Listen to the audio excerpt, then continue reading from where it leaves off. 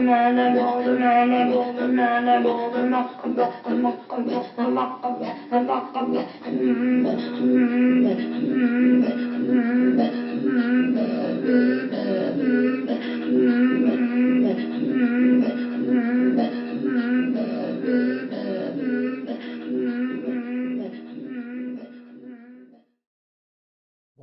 commence avec mes parents, qui sont nés dans les années 20, dans des familles assez pauvres. Mon grand-père maternel, Charles Dupuis, était un ouvrier de chemin de fer et il avait construit entièrement sa maison dans la banlieue de Paris, à Hermont. Et dans mon enfance, c'est lui qui m'a montré comment utiliser les outils. La plupart des outils, d'ailleurs, il les avait fabriqués lui-même. Je me souviens aussi d'une chose sur ce grand-père, c'est que tous les jours, il apprenait une page du Larousse pour l'orthographe. Alors mes parents, leur rencontre, à elle, Suzanne Dupuis, qui était parisienne, et à lui, Charles Monnery, qui était lyonnais, se fit parce qu'ils étaient des militants altermondialistes avant la lettre. Ils faisaient partie d'un tout petit groupe politique qui soutenait les thèses d'un économiste qu'aujourd'hui beaucoup de gens ont oublié, qui s'appelle Jacques Dubois. Donc j'ai eu une cellule familiale d'extrême gauche, mais mes parents n'ont jamais appartenu à des partis en dehors de ce minuscule groupe dans lequel ils étaient tous les deux avant la guerre et juste après la guerre. Et il y avait aussi souvent beaucoup de divergences entre eux du point de vue de leurs opinions politiques. Dans mes souvenirs d'enfance, donc, il y a beaucoup de discussions politiques à la maison ou chez des proches, et c'est des discussions qui m'ont marqué et qui ont aussi, je crois, beaucoup marqué mon frère François. Alors, principalement, d'abord, des discussions sur la Deuxième Guerre, dont les souvenirs étaient tout frais. Mes parents avaient beaucoup d'amis résistants, parfois à des positions assez élevées pour certains. Eux-mêmes avaient fait un peu de résistance, mon père était allé en prison. La meilleure amie de ma mère, Ferdi Gut, était jeune mariée au début de la guerre. Et elle avait vu son époux, qui était juif, disparaître quelque part dans un camp d'extermination nazi. Elle n'a jamais su comment ni où, précisément. Après la guerre, elle est devenue ma marraine, mais ça n'a pas duré très longtemps parce qu'elle est morte de chagrin quelques années plus tard. Il y avait aussi beaucoup de discussions sur la guerre d'Indochine et sur la guerre d'Algérie. Alors principalement sur la guerre d'Algérie parce que, pour deux raisons, j'avais beaucoup de cousins qui étaient soldats en Algérie, bien sûr. Et puis aussi, ma mère avait profité des transports gratuits, du fait qu'elle était d'une famille de cheminots, pour aller en Algérie avant la guerre. Elle était très jeune et elle avait été absolument révoltée par la misère de certains Algériens. Je me souviens aussi très très bien, dans ces années assez anciennes, de l'invasion russe de Budapest et des discussions à ce sujet où mon père et ma mère avaient des divergences. Et c'est, je crois, cette invasion russe de Budapest qui a amorcé mes engagements antitotalitaires dès un âge très très jeune et sans faire de moi un type de droite, bien au contraire. Alors j'ai grandi pour la plupart du temps à Mâcon, en Bourgogne donc, parce que mes parents, pour des raisons d'emploi, s'étaient installés dans cette ville. Et dans un schéma tout à fait classique des années 50 à 70 et soi-disant 30 glorieuses, mes parents sont montés dans l'échelle sociale. Ma mère, qui avant la guerre était secrétaire, puis secrétaire bilingue, elle est devenue institutrice pendant la guerre, puis après la guerre, elle a été prof et puis directrice d'école. Et mon père, qui avait été cantonnier pendant la guerre, avait ensuite travaillé comme grouillot à la Bourse. Il avait une tête pour les nombres, ce que j'ai jamais eu. Et il était devenu courtier en grains ensuite chez un riche patron à Mâcon. Mon frère et moi, donc, nous avons grandi dans un milieu de toute petite bourgeoisie ou de petite bourgeoisie, je ne sais pas comment le définir exactement. Mais mes parents sont toujours restés extrêmement fiers de leurs origines prolétariennes et ils ont gardé leurs engagements de jeunesse toute leur vie. Alors par exemple, on n'allait pas en vacances en Espagne pour ne pas soutenir Franco, des choses comme ça. Et donc à Mâcon, qui était une petite ville très réactionnaire, très catholique, mes parents et nous-mêmes, nous étions à la fois étrangers, athées et classés à gauche. Je vivais dans un ennui très profond, avec une envie quand même de foutre le camp qui s'est déclarée assez jeune.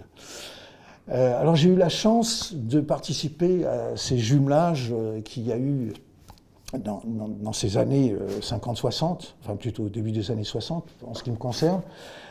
Jumelage avec l'Allemagne d'abord, qui m'a permis de découvrir un autre monde technologique, puisque l'Allemagne, à cette époque, était déjà très en avance sur la France. Donc, par exemple, nos copains allemands, ils avaient des sortes de petites mobylettes qui avaient des qualités absolument incomparables avec celles qu'on avait en France, nos mobylettes bleues françaises.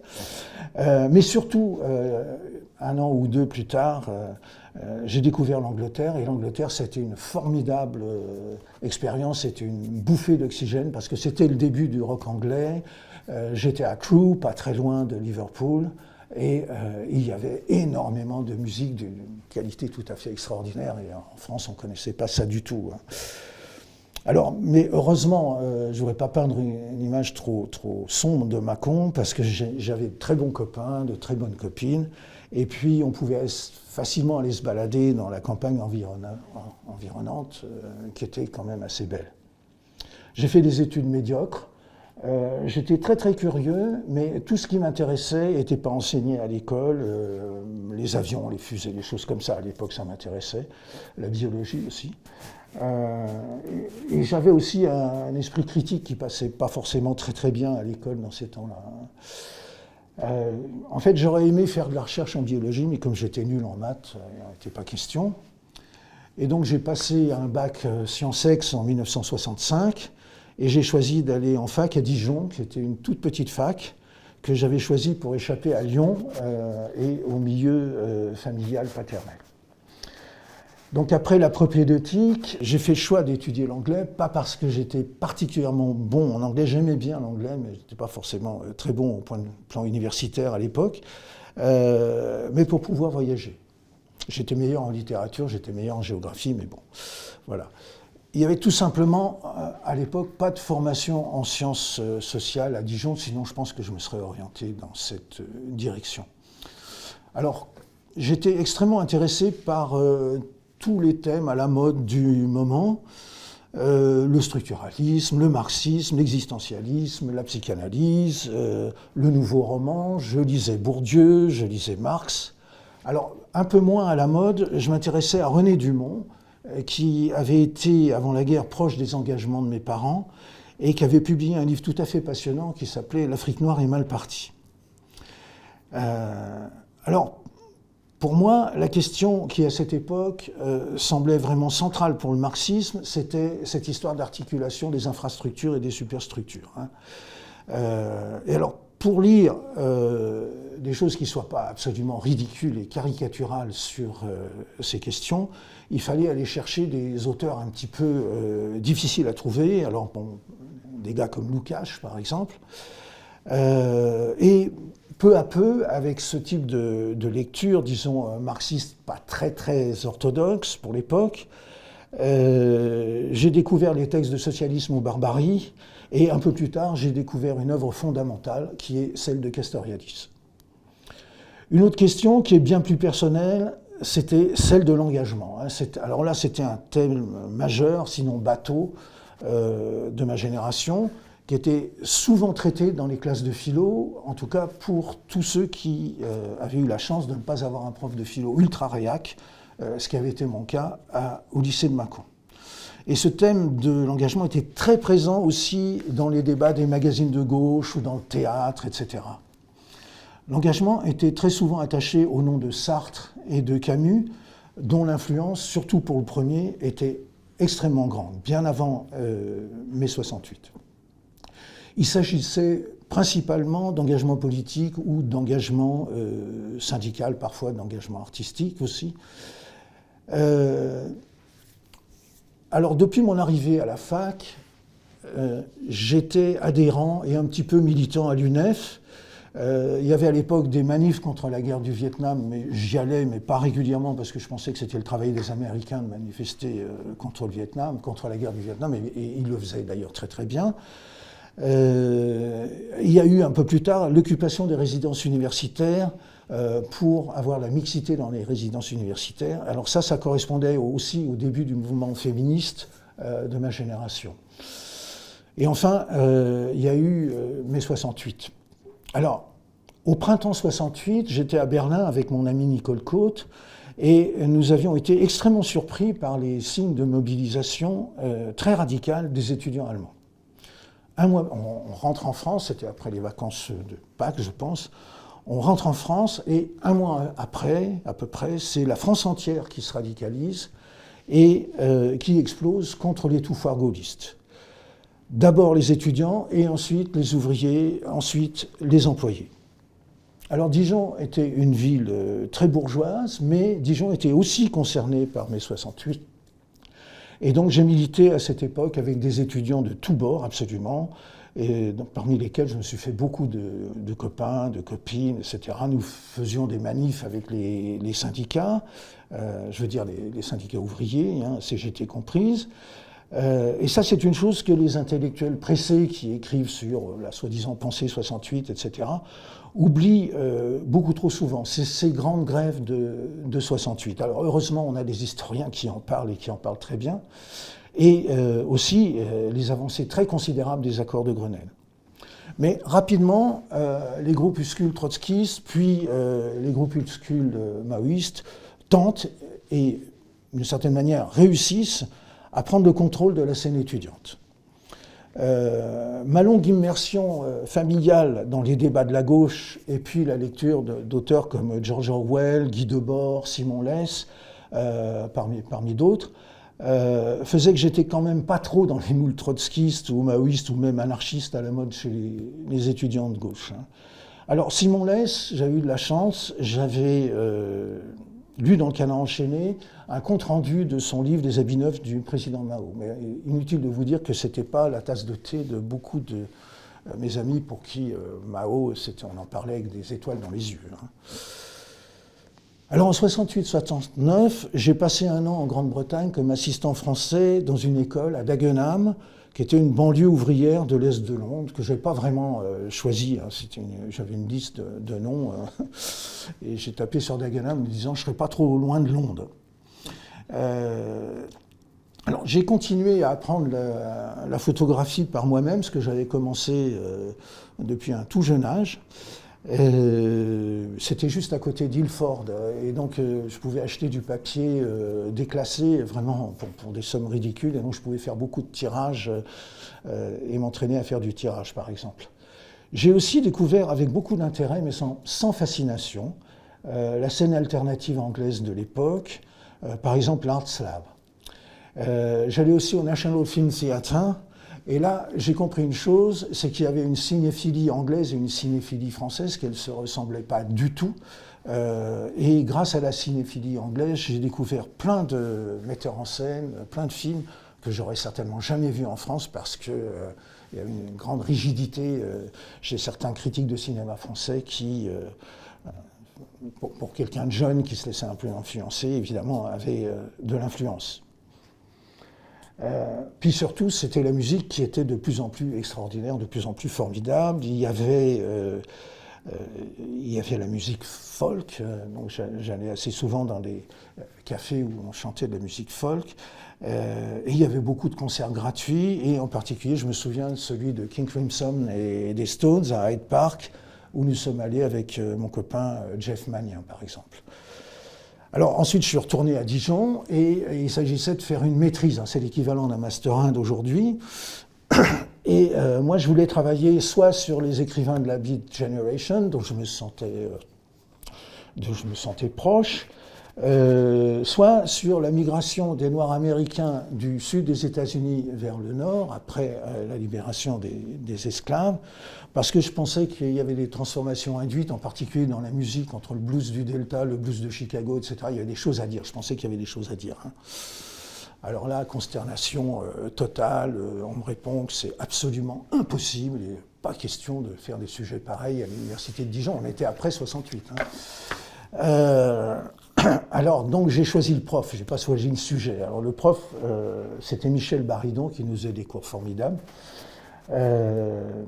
et des cours sur le XVIIIe siècle anglais. Et donc, il m'assigne un sujet, c'est ce qui se faisait à l'époque, et j'ai travaillé sur Thomas Paine et la Révolution américaine. J'ai fait un mémoire de maîtrise qui est sans doute pas très bon, mais dans lequel j'ai pas fait de contresens. Alors comment je sais que j'ai pas fait de contresens majeur, parce que j'ai pas relu depuis longtemps? On était bien avant Internet et bien avant les transmissions d'aujourd'hui, et j'avais commandé une thèse anglaise, je crois, américaine, pardon, en anglais, de Chicago. J'avais dû la commander en décembre ou en janvier, et elle est arrivée après la soutenance du mémoire. Et donc je l'ai lu après la soutenance du mémoire, puis je me suis dit, ouf, j'ai pas raconté de bêtises dans mon mémoire de maîtrise. J'étais quand même pas trop sûr de moi, parce que je n'avais pas eu une excellente note. Je me souviens plus, je n'avais pas eu la meilleure mention à la maîtrise. Alors, je crois que la grande thématique unificatrice du mouvement de mai 68 en France, c'était l'autogestion. Et cette thématique qui aurait pu unifier un mouvement qui allait continuer après ces années-là, était complètement minée par des manœuvres absolument consternantes, que ce soit celles des groupuscules gauchistes ou celles des partis.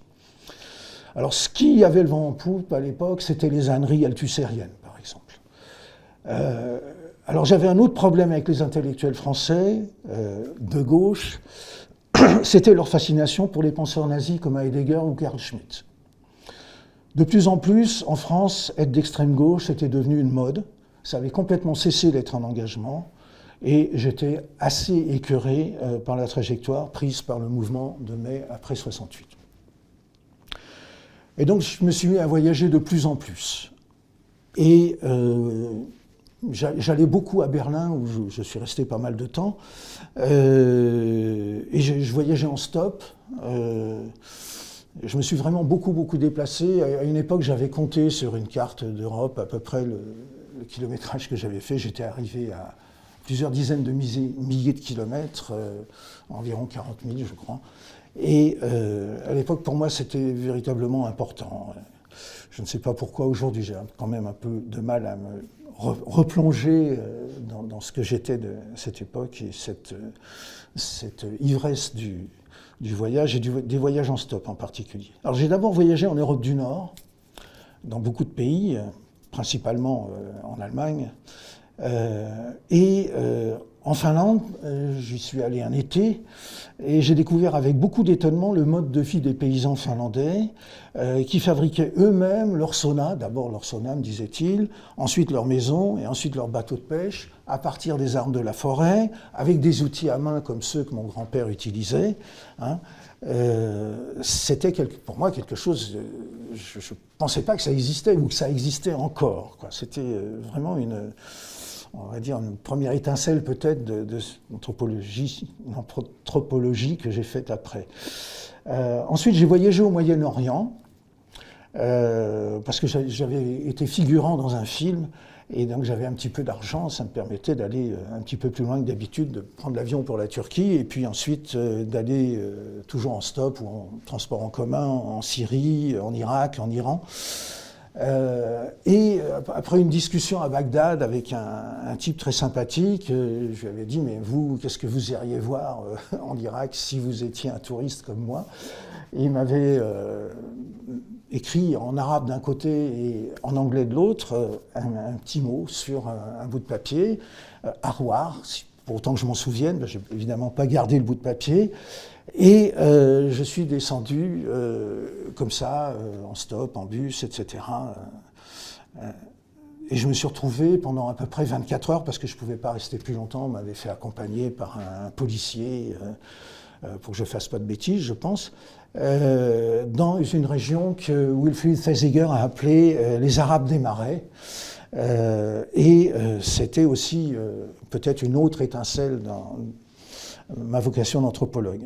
Alors j'ai découvert le livre de Thesiger beaucoup plus tard grâce à une amie rencontrée en voyage, Barbara James, qui connaissait cet auteur. Ensuite, pendant plusieurs années, j'ai voyagé principalement en Asie du Sud et en Asie du Sud-Est, en stop, en transport en commun. Et je me suis financé par divers métiers. J'ai été employé dans une minuscule compagnie aérienne au Bourget. J'ai été employé beaucoup plus longtemps au rayon photo d'un grand magasin où il y avait une ambiance extrêmement sympathique, où je me suis fait plein d'amis et dont certains sont restés des amis jusqu'à aujourd'hui. Bon, en particulier Gérard Glanard et Alain de Pomereau. Mais Alain de Pomereau, lui, je l'ai connu vraiment beaucoup plus tard, enfin 1 ou 2 ans plus tard, lors de mon premier voyage à Bali.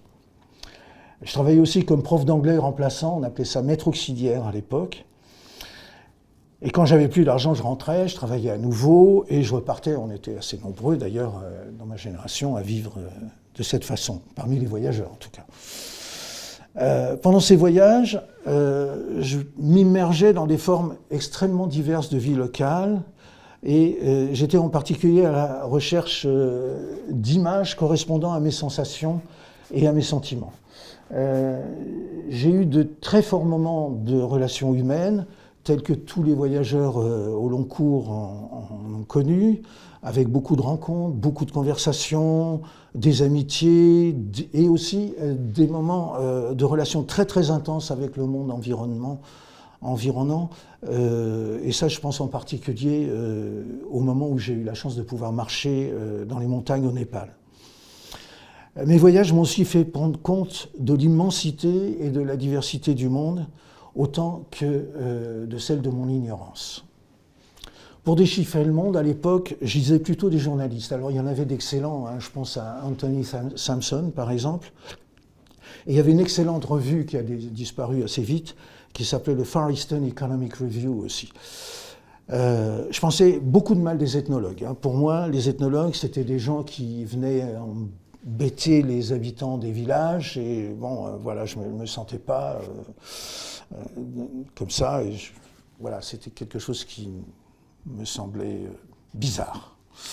Donc mon ignorance stimulait ma curiosité. Je passais beaucoup de temps à regarder les gens travailler, que ce soit dans les villes ou dans les champs, à discuter avec eux, ce qui est très facile en Inde, parce que même des gens pauvres, voire très pauvres, parlent anglais. Et donc on avait des conversations très étonnantes. Je me souviens de conversations sur Victor Hugo. Bon.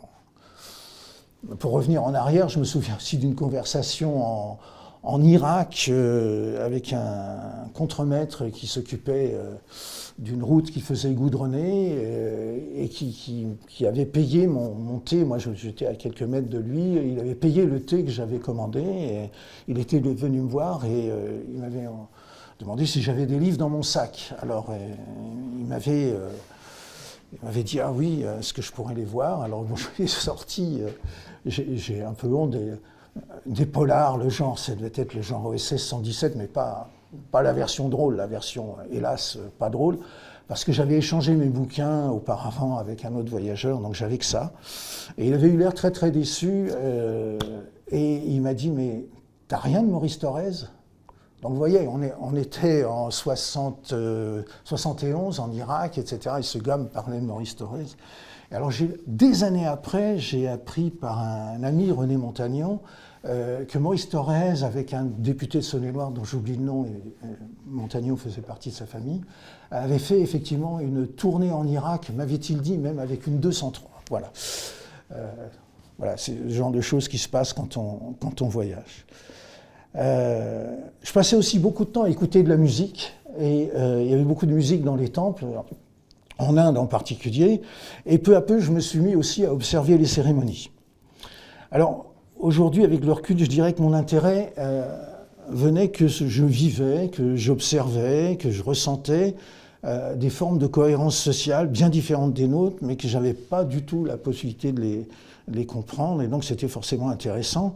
Et ça faisait aussi que je m'éloignais de plus en plus du marxisme, en particulier sous la forme à la fois extrêmement prétentieuse et très caricaturale qu'on pratiquait alors en majorité en France.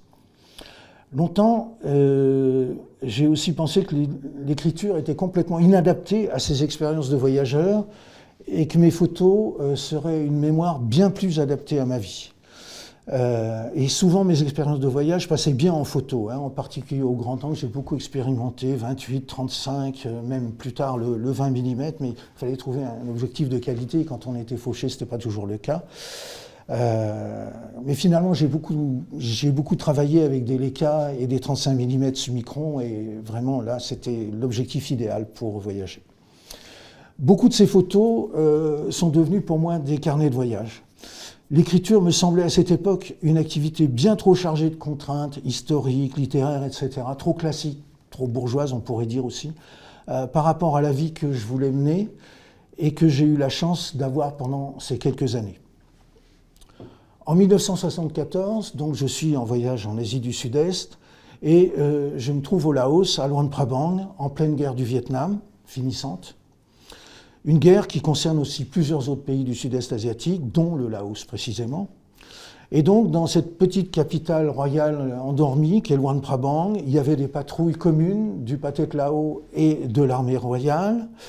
Alors, l'anecdote que je racontais à l'époque, c'était le soir, parfois on avait sur un vélo commun un soldat du Pathet Lao qui ramenait un soldat de l'armée royale sur son porte-bagages parce qu'ils avaient peut-être un peu abusé de, je ne sais pas, de boissons fortes par exemple. Mais aussi il y avait de vieux avions américains qui décollaient tous les matins avec des bombes sous les ailes et qui rentraient un peu plus tard sans les bombes.